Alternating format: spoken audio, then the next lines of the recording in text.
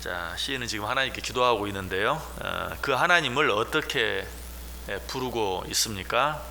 우리 구원의 하나님이여 라고 하나님을 부르고 있는 것을 보게 되죠. 그렇습니다. 요 하나님은 우리의 구원이 되십니다. 시편 27편 1절에 보면 여호와는 나의 빛이요 나의 구원이시니 내가 누구를 두려워하리요. 여호와는 나의 빛이요 나의 구원이시다. 그러므로 나는 그 누구도 두려워하지 않겠다라고 말하고 있어요. 하나님은 우리를 사망의 음침한 골짜기 가운데서 구원해 주십니다. 여러 가지 많은 환난과 재난 가운데서도 또 우리를 구원해 주십니다. 무엇보다도 악한 사단 마귀의 여러 가지 많은 괴계 가운데서 우리를 구원해 내 주십니다. 그러므로 우리는 어떤 어려움이 있든지 우리 구원의 하나님을 바라볼 수 있어야 돼요. 이 구원의 하나님을 알지 못하는 사람들은 어떻게 합니까? 어려움이 있을 때 주위를 두리번거립니다.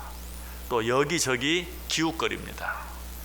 그러나 이런 것들이 여러 가지 많은 환난과 재난 가운데서 우리를 구원해 내주지 못해요.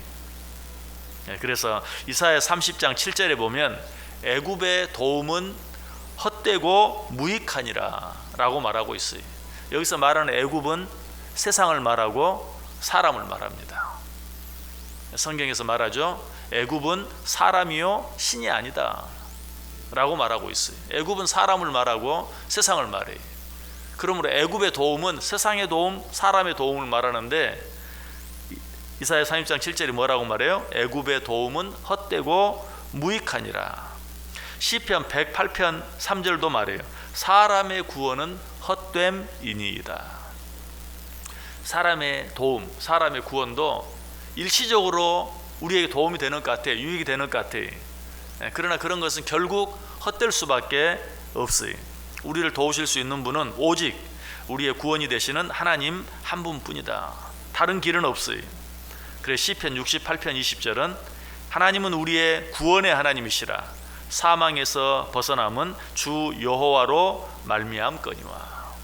오직 구원의 하나님만 우리를 진정으로 구원해 주시고 사망에서 벗어나게 해주신다 라고 말씀합니다. 이 구원의 하나님을 믿는 우리들은 어떻게 해야 할까요? 여러분에게 어떤 다급한 어떤 사고나 일이 생기면 어떻게 합니까? 우리는 119에 전화를 하죠. 마치 그와 같이 우리들도 우리 가운데 어떤 어려운 일이 있을 때 우리의 구원이 되시는, 우리의 도움이 되시는 하나님께 전화할 수 있어야 돼요. 기도할 수 있어야 된다라는 것이 역대상 16장 35절에 말합니다. 너희는 이르기를 우리 구원의 하나님이여 우리를 구원하여 만국 가운데서 건져내시고 모으사 우리로 주의 거룩한 이름을 감사하며 주의 영광을 드높이게 하소서 할지니라. 너희가 어려운 가운데 있느냐? 진정한 도움이 되시는 하나님께 기도하라 라고 우리에게 말하고 있어요. 그런데 우리가 119에 전화를 할 때 사람들이 자주 하는 실수가 있어요. 그게 뭐냐면 자기가 뭘 잘못해서 그렇게 되었는지를 정확히 얘기를 안 해요. 혹시라도 그렇게 얘기했다가 나중에 내게 무슨 불이익이 올까봐 내가 사실은 이렇게 하다가 이런 사고를 당했습니다. 내가 이렇게 잘못해서 이런 어려움을 당했습니다. 정확하게 말을 해줘야 되는데 그걸 감추려고 하는 거예요. 그냥 어쩌다가 우연히 실수로 그렇게 된 것처럼. 그러면 어떻죠? 어떤 사고의 원인을 정확히 밝히질 못해요. 그러다 보면 도움을 제대로 받을 수 없는 그런 일이 생기기도 해요. 우리가 하나님 앞에 기도할 때도 그래요.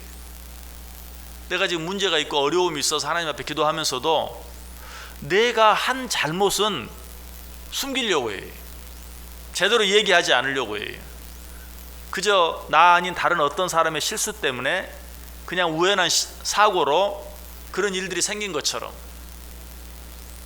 그러나 내게 있는 어떤 문제를 진정으로 해결하기 위해서는 나의 구원이 되시는 하나님의 진정한 도움을 받기 위해서는 내가 왜 그런 어려운 가운데 처하게 되었는지, 내가 잘못한 일이 있다면, 내가 죄를 범한 것이 있다면 먼저 그것에 대해서 잘 회개할 수 있어야 돼요. 그것이 중요해요. 우리가 구원의 하나님을 믿으면서도 그 구원의 하나님의 도움을 제대로 받지 못하는 이유가 무엇인가? 그 구원의 하나님께 기도하면서도 그 하나님의 도움을 제대로 받지 못하는 이유가 무엇인가? 내 죄, 내 잘못을 정확히 이야기하지 않을 때가 많기 때문에 그래요.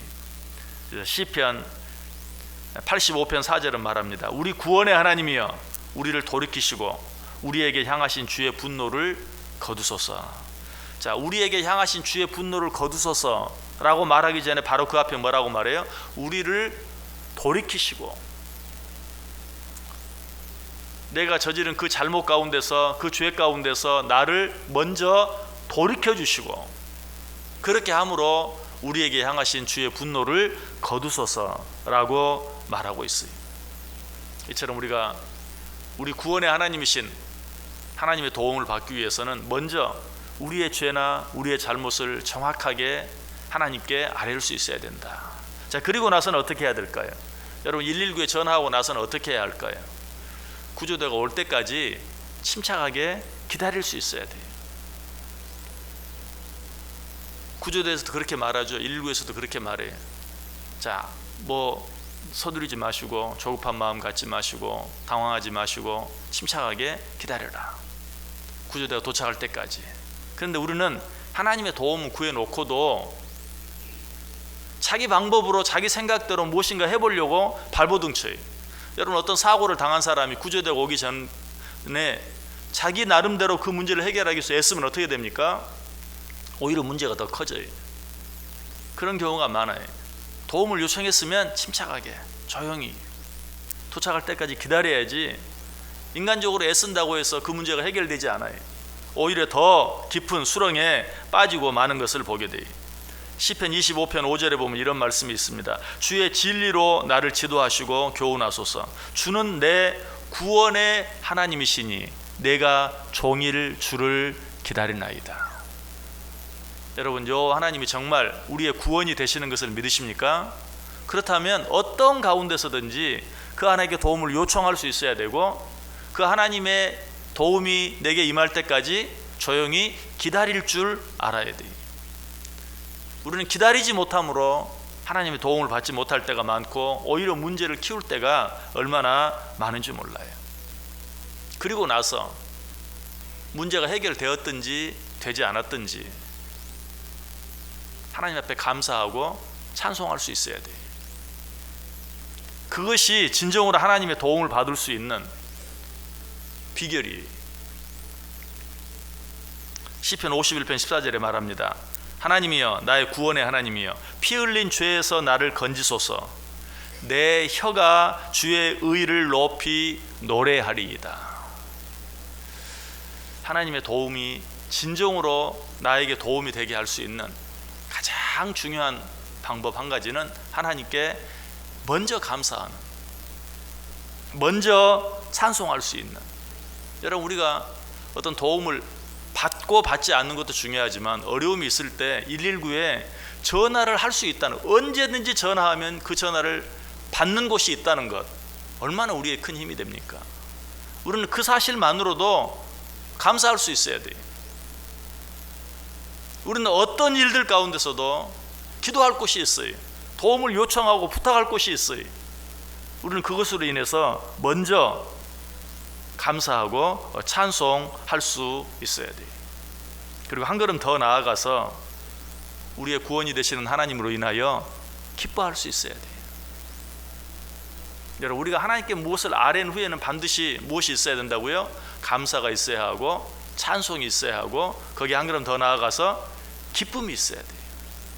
기쁨이 있어야 돼요. 다시 한번 여러분, 한나를 기억하시길 바랍니다. 한나에게는 엄청난 아픔이 있었고 고통이 있었어요. 그러나 하나님 앞에 간절히, 얼마나 간절히 기도했든지 술 취한 사람으로 보일 정도로 간절히 기도했어요. 그러나 그 기도가 마친 후에는 어때요? 그 얼굴에 수심이 사라지고 기뻐했다는 것이, 이것이 구원의 하나님을 믿는 자들의 올바른 모습이. 하박국 선지자도 그렇게 고백하죠. 하박국 3장 18절에 나는 여호와로 말미암아 즐거워하며 나의 구원의 하나님으로 말미암아 기뻐하리로다. 여러분, 이 내용을 보면 지금 하박국 선지자가 무슨 엄청난 정말 기뻐할 수밖에 없는 어떤 좋은 일들 가운데 있는 것처럼 보여요. 그러나 전혀 아니었죠. 나는 여호와로 말미암아 즐거워하며 나의 구원의 하나님으로 말미암아 기뻐하리로다. 바로 그 앞에 어떤 말씀이 나옵니까? 비록 무화과나무가 무성하지 못하며 포도나무에 열매가 없으며 감람나무에 소출이 없으며 밭에 먹을 것이 없으며 우리의 양이 없으며 외양간에 소가 없을지라도 어떻게 하겠다고요? 나는 여호와로 말미암아 즐거워하며 나의 구원의 하나님으로 말미암아 기뻐하리로다. 다른 어떤 것 때문에 아니, 우리 안에 있는 양 때문이 아니, 들판에 있는 풍성한 소출 때문이 아니, 그런 것이 내게 전혀 없다 할지라도 나는 구원의 하나님으로 말미암아 기뻐하리로다 라고 말하고 있어요. 우리 가운데 지금 기쁨이 없다면 왜 그럴까요? 지금 상황을 보세요. 경제적인 상황, 여러 가지 정치적인 상황, 또 거기에 코로나 바이러스까지 덮쳐서 이런 상황 가운데서 어떻게 우리가 기뻐하며 살 수 있습니까? 그것은 정확한 답이 아니. 비록 그렇다 할지라도 내가 진정으로 하나님이 나의 구원이 되신다는 사실을 믿는다면 나는 구원의 하나님으로 말미암아 기뻐하리로다. 이 고백이 우리의 고백이 될 수 있어야 돼요. 여호와 하나님으로 인해 기뻐하는 그 기쁨은 아무도 빼앗아 갈 수 없어요. 물질로 인한 기쁨, 물질을 빼앗아가면 그만이죠. 기쁨도 함께 빼앗겨요. 건강으로 인한 기쁨, 건강 빼앗기면 그 기쁨도 사라지고 말아요. 내가 가진 어떤 명예와 지위로 인한 기쁨, 그 명예와 지위를 잃으면 기쁨도 없어지고 마는 것이. 그러나 구원의 하나님으로 인하여 기뻐하는 자는 어때요? 그 구원의 하나님은 항상 내 곁에 계십니다. 변하지 않아요. 어제나 오늘이나 앞으로 영원토록 동일해요. 그러므로 그 하나님으로 인해 기뻐하는 자들은 그 누구도 그 기쁨을 빼앗아 갈 수 없는 것이. 사도 바울은 로마서 8장 38절 39절에서 내가 확신하노니 사망이나 생명이나 천사들이나 권세자들이나 현재 일이나 장래 일이나 능력이나 높음이나 깊음이나 다른 어떤 피조물이라도 우리를 우리 주 그리스도 예수 안에 있는 하나님의 사랑에서 끊을 수 없느니라. 오늘 우리에게 적용하면 어때요? 정치적인 상황이 아무리 혼란스럽다 할지라도, 경제적인 상황이 아무리 어렵다 할지라도, 코로나 바이러스의 위협이 아무리 우리를 두렵게 한다 할지라도 우리를 향한 그 하나님의 사랑 가운데서 그 어떤 것도 우리를 끊어놓을 수 없다. 구원의 하나님의 그 도움의 손길 아래서 우리를 빼앗아갈 수 없다. 이 믿음, 이 고백이 우리의 고백이 될 수 있어야 돼요. 우리 하나님은 우리 구원의 하나님이 되십니다. 이 구원의 하나님으로 인하여 이 하루도 그 누구도 빼앗아갈 수 없는 기쁨을 누리며 살아갈 수 있는 저와 여러분 될 수 있기를 주님의 이름으로 간절히 축원합니다. 기도하겠습니다. 하나님,